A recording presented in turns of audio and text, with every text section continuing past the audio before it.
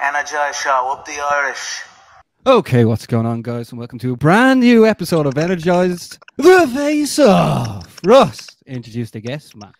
Today we have the Cage Legacy 17 light heavyweight title fight between Ryan Higgins and Denis Perry. Lads, how are we doing? Good, feeling fresh. Lads, This title fight, welcome to the show. This title fight goes down this Friday in the Pillow Hotel. Ryan, how excited are you to actually have a matchup at light heavyweight, and how excited are you to fight for the title?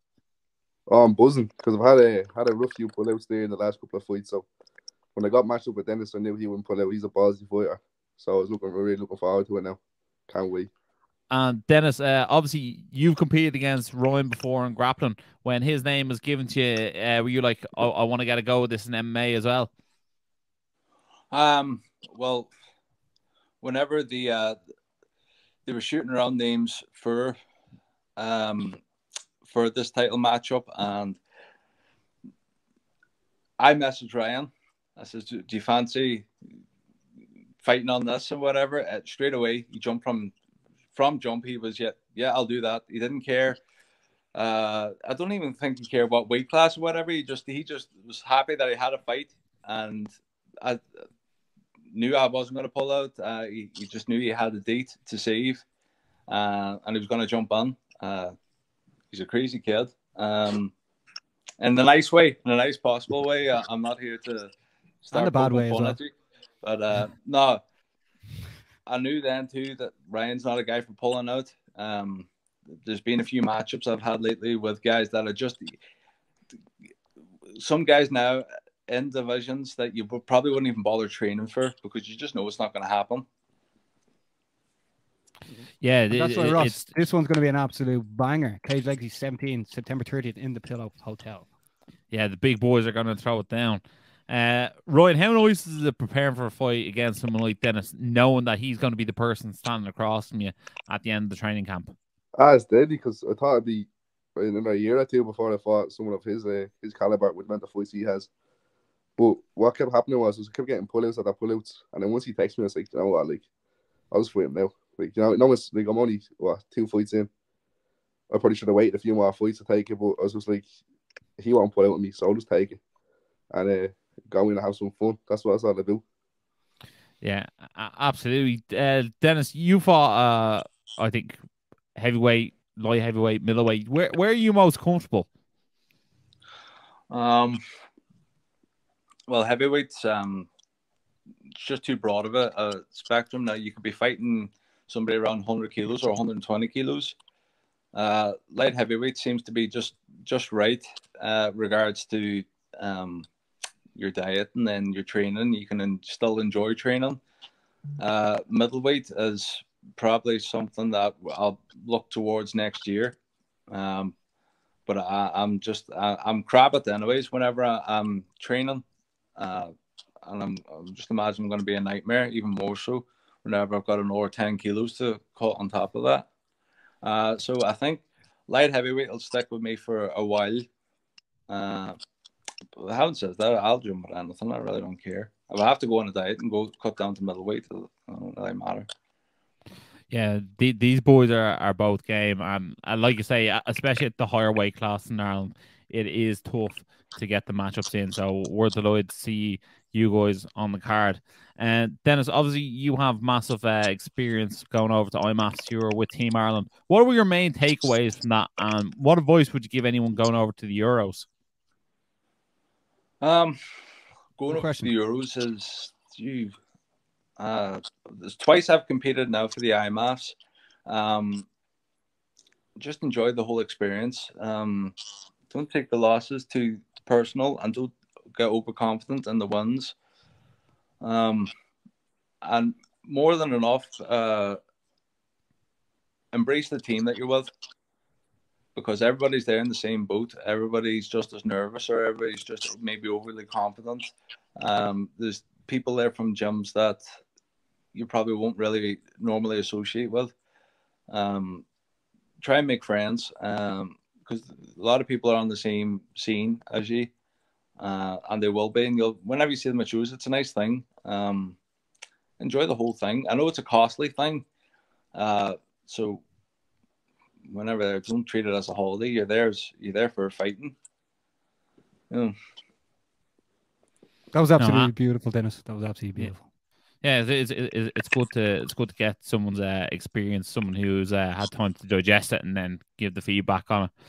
Ryan, tell us things. CMAC is very hot at the moment. Obviously, Jordan Bradshaw and Keith Coe, like, geez, they must share their dinner at this stage. They're sharing goals left, right, and centre. The two boys are cleaning up, and then obviously head coach Alexander O'Sullivan's about to go pro on Cage Conflict. What's the buzz like in CMAC at the moment?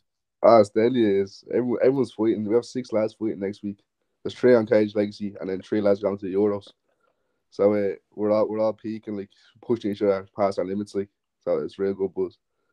And tell us this: what sort of advice does Alex O'Sullivan give you on the daily? Because he's the most experienced amateur in the country. Yeah. It's some mad advice.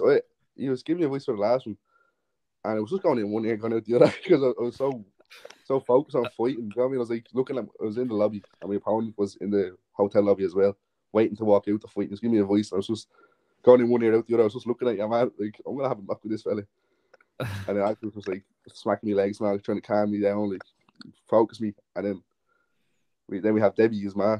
She's the coach as well, and she's trying to get me rolled up, saying I was too calm now. So it's good to have the two of them to keep me nice and balanced. Do they ever bicker between each other on who's giving the advice next?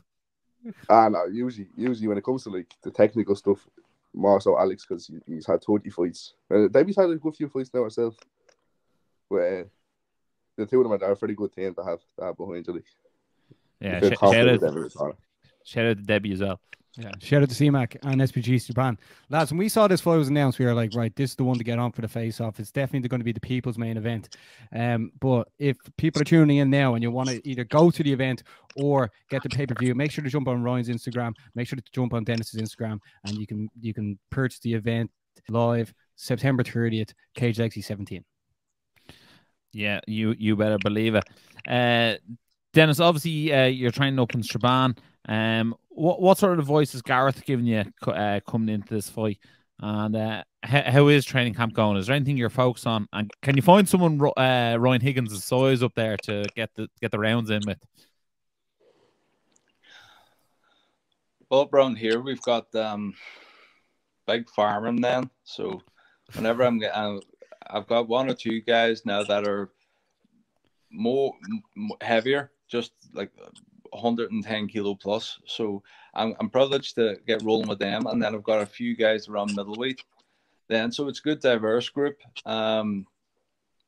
Gareth's every time I'm going in, he's picking my head over what way we're going to do this, what way we're going to do that. Now we're that long with each other now. Like me and Gareth's training on and off with each other 10 years, and more so now this past 5 years. He knows when to kind of leave me alone, because some days, like everybody else, you're having good days and bad days. You know, you just kind of things aren't going well. You know, maybe you're too tired or whatever. So he would kind of give me a wide berth, and then there's other days. Then he's put me through my pieces. He just knows when to hit it. Then, regards to heavyweights and stuff like that, there I've got a few guys now that I am training with. Very good technically, very good. Just things is going very well. Just very well. And to go back to the people's main event, I'm not one for trash talking, and I never have been, and I don't think I ever will be. But for something that was just a fight that was announced in Cage Legacy, to me and Ryan haven't really crossed words. We haven't really got into a bicker or nothing like that there. But for it to generate so much, you know, with nothing really getting spoken about it, says more about our fight and what to look forward to, because it's just 2 guys that are training and fighting just for the love of it. You know, it's not bragging rights, it's nothing else.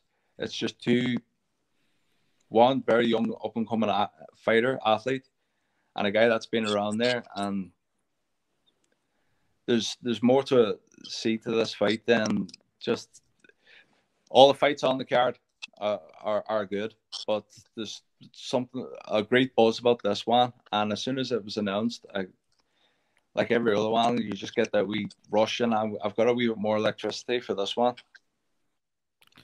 Yeah, I definitely agree, Dennis. I feel like I don't know what it is, but I feel like you've become this sort of like lovable guy ever since you went over and represented Team Ireland. I think just speaking to the guys who went over there, like everyone spoke so highly of you. Everyone said like you were such a good figure to have there. You were such a great team player, and I think like you've become such a lovable character. And then like obviously your fights over there, like you left it all on the line. So I think you've become like a most watched fighter on the scene.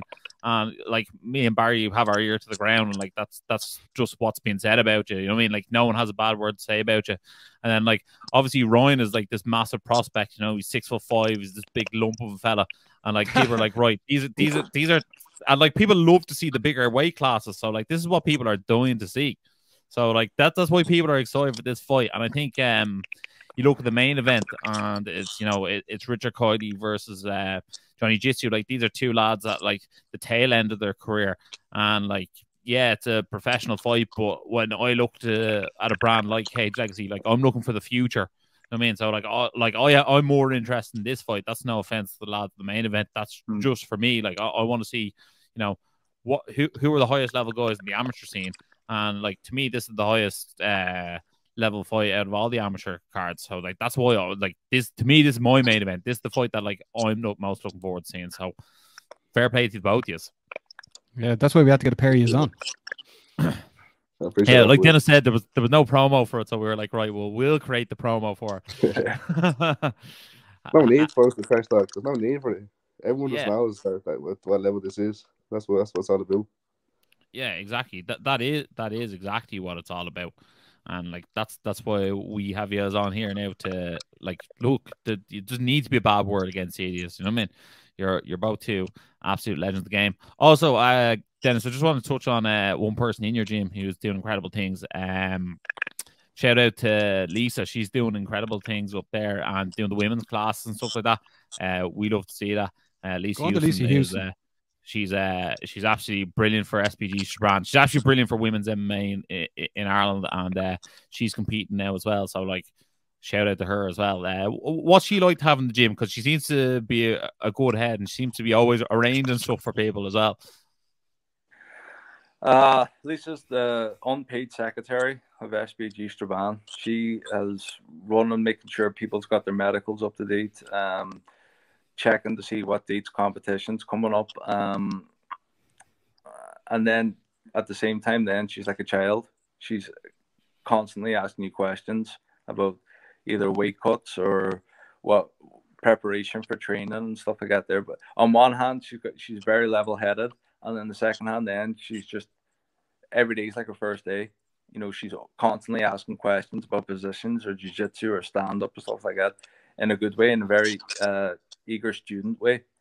And you have to admire someone like that spirit, who sometimes their competition might not go away, but she's in the gym the next day training. You know, it doesn't deter her or nothing like that. So if you could have that spirit and some men, you know, it's great. It's great. She's got balls, I'll give her that. Yeah, she definitely does.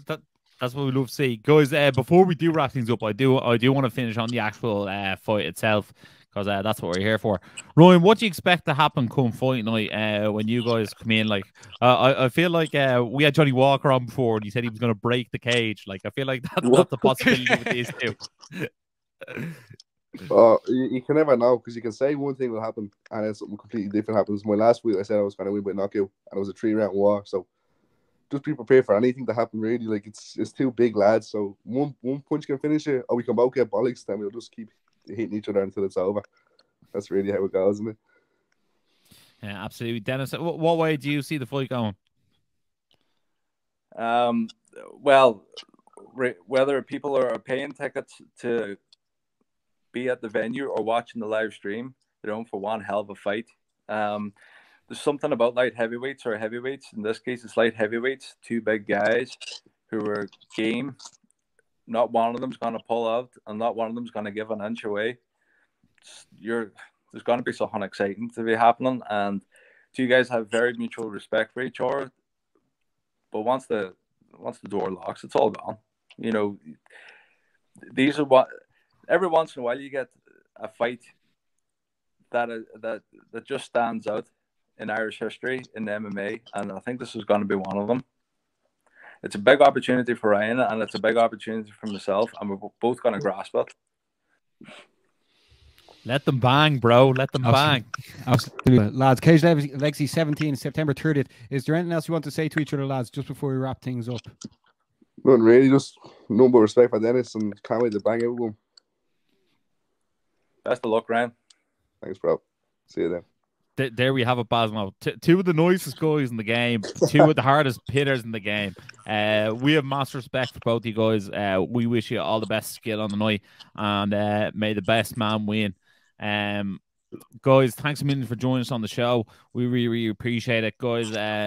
Everyone go over and drop Denis and Ryan a follow on their socials, because support them and say you knew who they were before they made it to the big time. That's always important. Guys, thanks a million for watching. Make sure to like, share, subscribe, smash that notifications button as well, because you don't want to miss any Energized content, because we're awesome. And as always, stay energized. Energized show, up the Irish. Been sussing you guys a couple of times. I've seen a couple of clips. I think you've done some interviews with Dylan Moran and that I saw. So keep going, keep up the good work, guys.